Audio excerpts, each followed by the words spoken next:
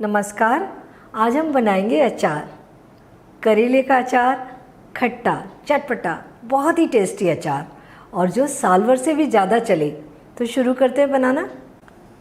करेले का अचार बनाने के लिए हमने ये 300 ग्राम करेले ले लिए हैं। सबसे पहले हम इन्हें काट लेंगे। करेले हमने पहले से ही अच्छे तरीके से धोकर सुखा कर ले लिए हैं। इसे हम पतले पतले बाइट साइज पीसेस में काट लेंगे।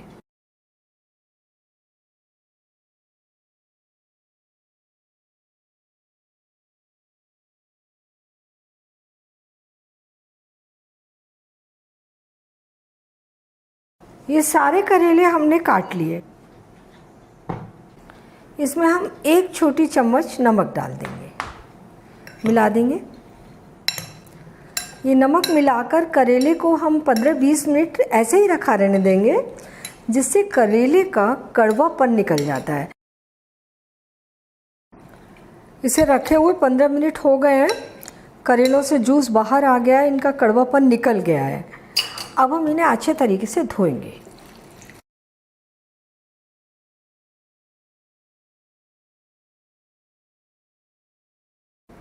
एक बार और धो लेते हैं।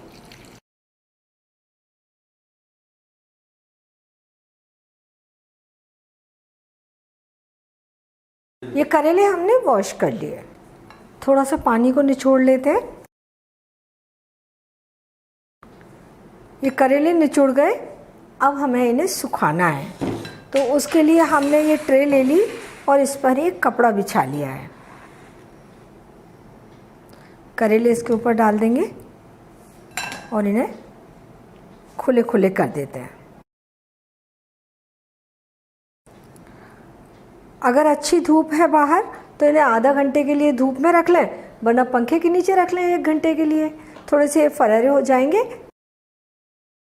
करेले हमने 1 घंटे पंखे की हवा में सुखा कर ले लिए हैं। हम इनको देखें, इनके अंदर पानी बिल्कुल नहीं है। अब इनके लिए मसाला तैयार करेंगे। हमने ये पैन गरम कर लिया है, फ्लेम मीडियम रख लेंगे।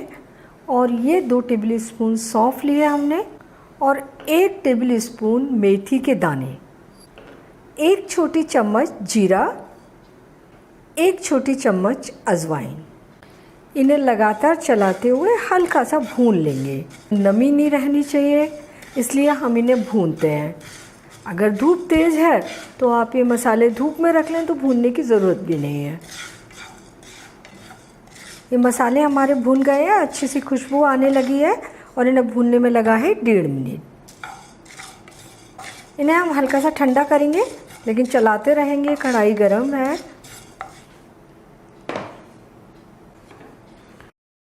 ये हल्के ठंडे हो गए हैं, इन्हें हम जार में डाल देते हैं।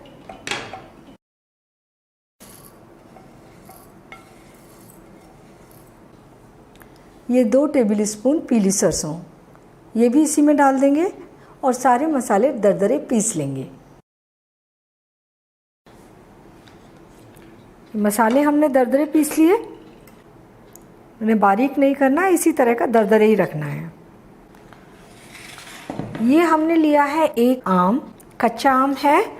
इसे हम छील लेते हैं।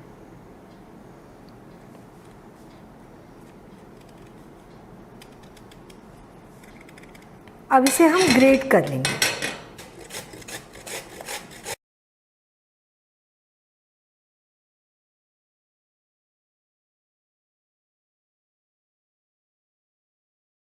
ये गुठली बची है, इसे हटा देंगे। सारी तैयारी हो गई। अब हम अचार बनाएंगे। इसके लिए हम इसी पैन में आधा कप सरसों का तेल गरम कर लेंगे।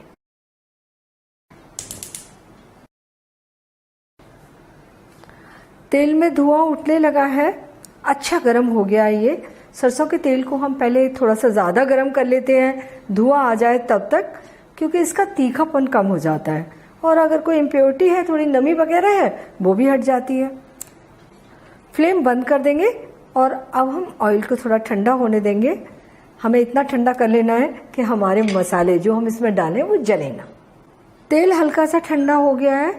हम इसमें डाल रहे हैं 1 टेबल स्पून हल्दी पाउडर, और ये 1/4 छोटी चम्मच हींग। मिला लेते हैं इन्हें। तेल गरम है लेकिन बहुत ज़्यादा गरम नहीं है। अब हम इसमें डाल देंगे ये करेले और इन्हें मिला देंगे। करेले हमने गरम तेल में डाले हैं, हल्के से नरम हो जाएंगे।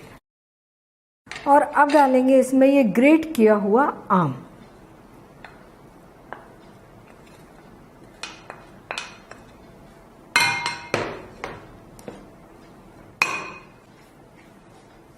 बचे हुए मसाले भी डाल देते हैं। 1 टेबल स्पून नमक और 1 टेबल स्पून कश्मीरी लाल मिर्च। ये तीखी ज़्यादा नहीं होती है लेकिन अचार में कलर बहुत अच्छा देंगी और टेस्ट भी बहुत अच्छा देंगी। ये आधा छोटी चम्मच काला नमक, इससे अचार में बहुत अच्छा टेस्ट आएगा। ये भुने हुए पिसे हुए मसाले, सारी चीज़ों को अच्छे तरीके से मिला देंगे। सारी चीज़ें अच्छे तरीके से मिल गई हैं और अचार के मसालों की बहुत अच्छी खुशबू आ रही है। हमारा अचार भी बन चुका है। अचार को हम इस कंटेनर में डाल देते हैं।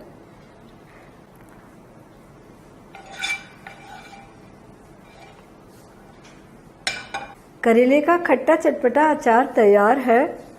अचार को अभी भी खा सकते हैं लेकिन अचार का असली स्वाद हमें 3 दिन के बाद मिलेगा। इसे हम ढक कर रूम में भी रख सकते हैं और अगर धूप अवेलेबल है तो धूप में भी दिन में रख दें, अचार और जल्दी तैयार हो जाएगा। तो अचार को हम 2 दिन के लिए रख देते हैं और फिर तीसरे दिन मिलते हैं। 2 दिन हो गए हैं, अचार तैयार है। हमने अचार को 1 दिन धूप में रख लिया था। अगर धूप नहीं है तो भी कोई बात नहीं, रोजाना दिन में 1 बार अचार को चलाते रहें। तेल थोड़ा कम था, हमने इसमें 2 टेबल स्पून तेल और डाल दिया। करेले का खट्टा चटपटा अचार तैयार है। बहुत ही टेस्टी अचार बना है और इस अचार को आप पूरे साल भर से भी ज़्यादा रखकर खा सकते हैं।